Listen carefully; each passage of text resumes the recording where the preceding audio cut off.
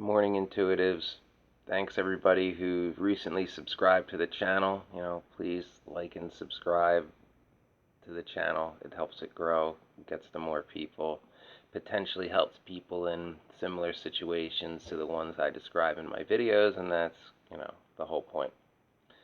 So today I wanted to talk about a topic that a lot of INFJs struggle with their whole lives, but specifically more so in their youth, especially if, you're not sure what the hell an INFJ is, and you're just like, why am I so different than everybody, and why can't I be like other people, and why am I this seemingly alien that was exiled to this place that makes no sense to me? And what I'm alluding to is doubt.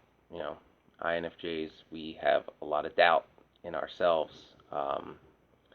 Many reasons for that. It ties into our perfectionism, our idealism, the impossible standards that we set for ourselves, and not ever being able to live up to our own expectations.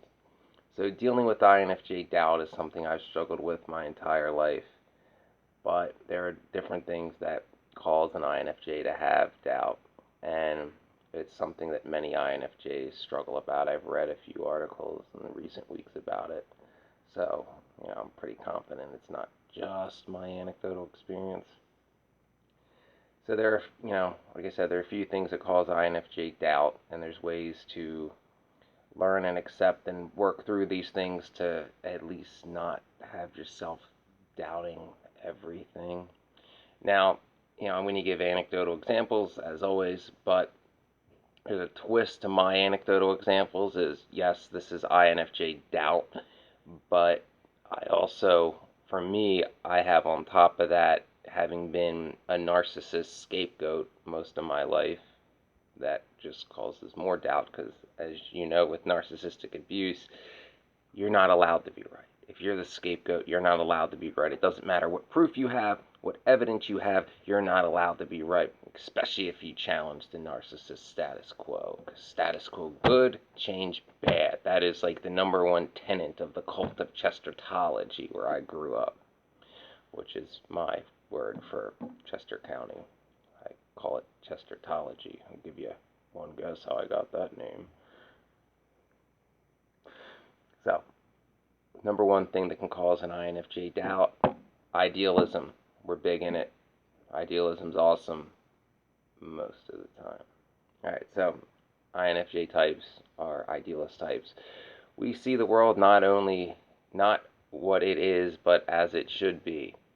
Like, for example, I am an idealist who thinks that the Democratic Party can return to its progressive demand side quasi-socialist FDR roots instead of being a, corporatist, neoliberal cult of personality of Bill Clinton.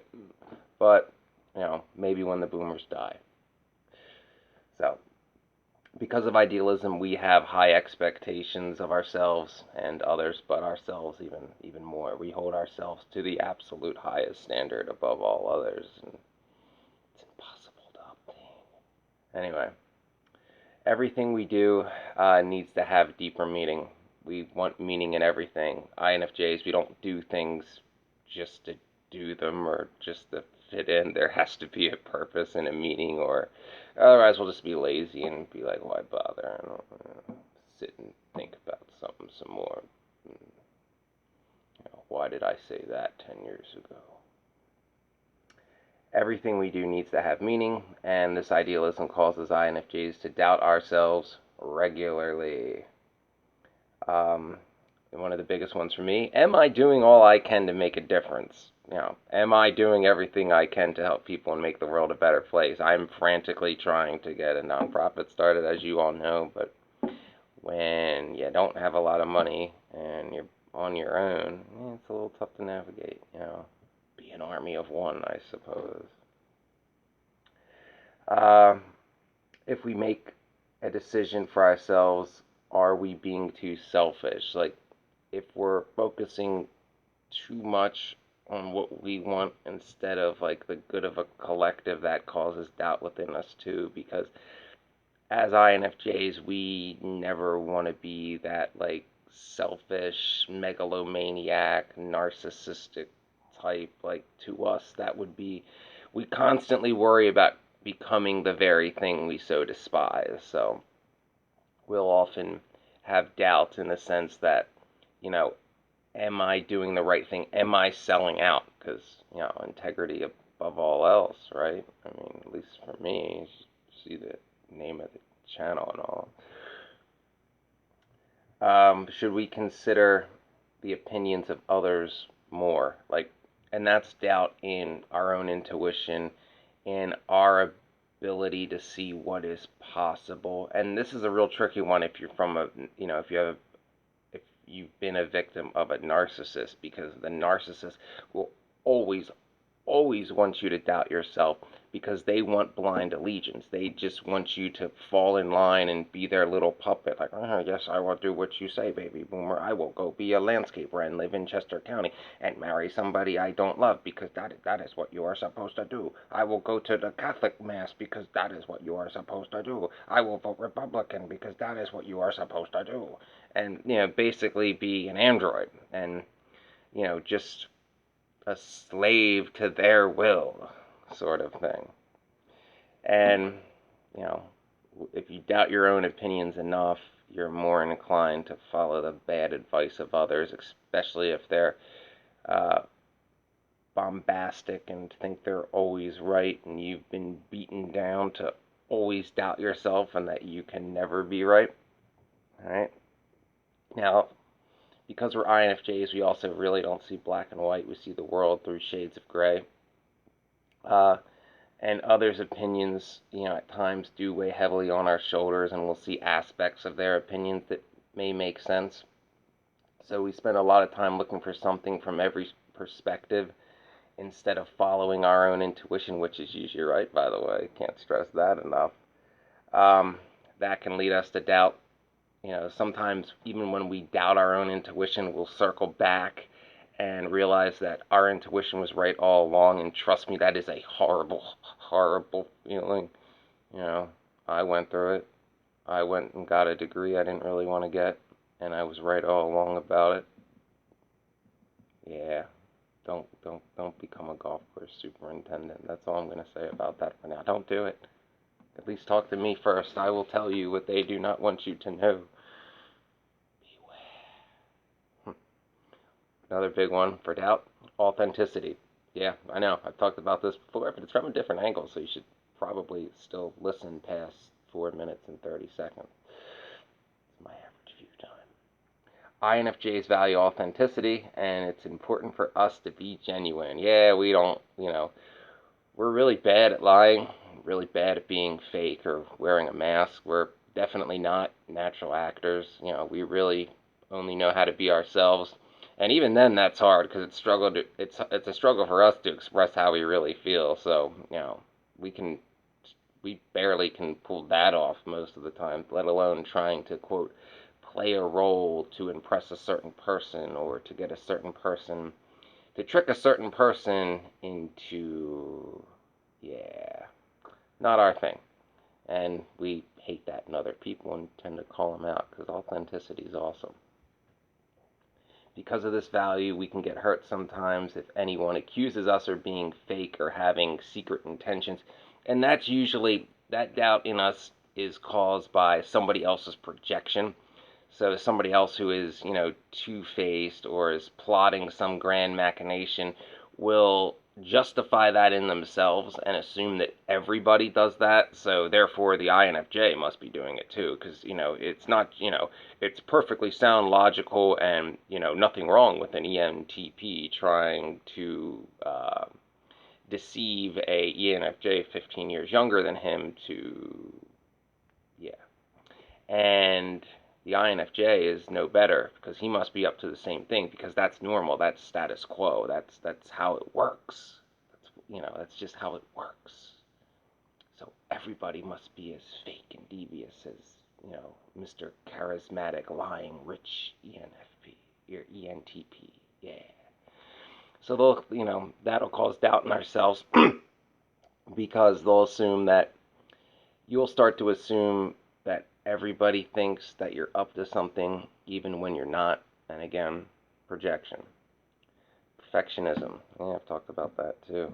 Uh, Perfectionism, like all other judging types, not just us. INFJs are perfectionists in our minds. Nothing we do is ever as perfect as it should be. I struggle with that every video I make. I go through it in my mind and it's like, oh, that sounds awesome. And then I turn the camera on. It's like, what the hell was that thought I had? And I can't get from there to there the way I want it to. But I've learned to overcome it because I actually post these no matter how bad they are. Alright, so learn to do something right every day.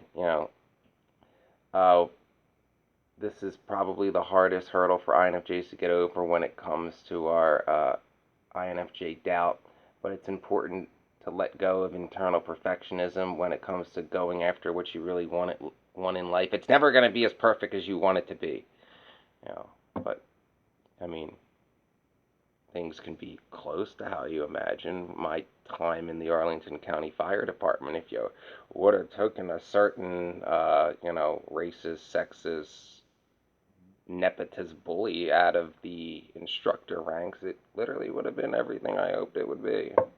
One guy ruined my dream. One. Well, he influenced a lot of others, but that one guy wasn't there. So, goes to show you how things can be close to how you think they're going to be. And then, of course, there's factors that can ruin it. Laziness. All right. INFJs struggle with laziness when we feel we have no purpose or there's nothing we can do to improve our situation. Like, we'll be like, why bother? I don't want to. Because if we feel all is lost and there's no hope that our situation will never get any better, we're not going to do something just to do it because that's pointless and we don't want to. And why should we? Kind of thing. However, sometimes when you struggle with a lot of doubt, it seems easier to just escape from the doubt by giving up completely and spending your time, watching documentaries rather than pursuing your passion. Most people of all types are guilty of this, but you can't sit around and just let the doubt win. You gotta find some avenue to pursue what you want, even if it is, quote unquote, forlorn hope, Hail Mary pass. It's better than nothing. I mean, I understand in some cases the probability of that actually working, but if you at least try it and that doesn't work, then you can honestly say you did everything you could, and then you can be lazy. But until all is truly lost, it's best to take those improbable chances. Nothing else to say, you're brave enough to do it. So there's some ideas of the major factors that cause an INFJ to have doubt. There are others. Those are the main ones. There are ways to will make them weigh less on your mind and trust your intuition more. Just remember to always trust your intuition and don't listen to the doubt, especially caused by other people's projection. And never sell out your integrity to fit in with a group.